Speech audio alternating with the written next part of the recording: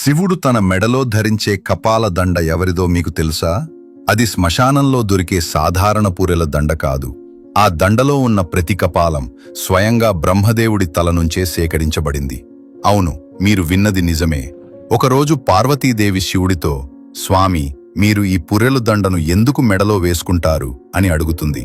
ఆ ప్రశ్న విని శివుడు చిరునవ్వుతో, దేవి, ఈ విశ్వంలో ఉన్న ప్రతి జీవరాశి పుట్టుకకు కారణమైనవాడు బ్రహ్మ. అందరూ బ్రహ్మ సృష్టి నుంచే జన్మిస్తారు. కాని 100 కల్పాల కాలం పూర్తయ్యాక బ్రహ్మకు మరణం తప్పదు. ఆ తరువాత మళ్లీ ఒక కొత్త బ్రహ్మ జన్మిస్తాడు. అలా మరణించిన బ్రహ్మ సర్వ జీవులకు తండ్రి లాంటివాడు. అటువంటి మహానుభావుడి కపాలం కాలగర్భంలో కలిసిపోవడం నాకు ఇష్టం లేదు దేవి. అందుకే ఆ కపాలాన్ని ఒక తాడులో గుచ్చి నా మెడలో ధరిస్తున్నాను అని చెబుతాడు. ఇలా వందల వేల బ్రహ్మలు పుట్టి మరణిస్తూ ఉంటారు. మరణించిన ప్రతి బ్రహ్మ యొక్క కపాలాన్ని శివుడు తన కపాల దండలో ధరిస్తాడు. ఫ్రెండ్స్, హరహర మహాదేవ అని కామెంట్ చేయండి.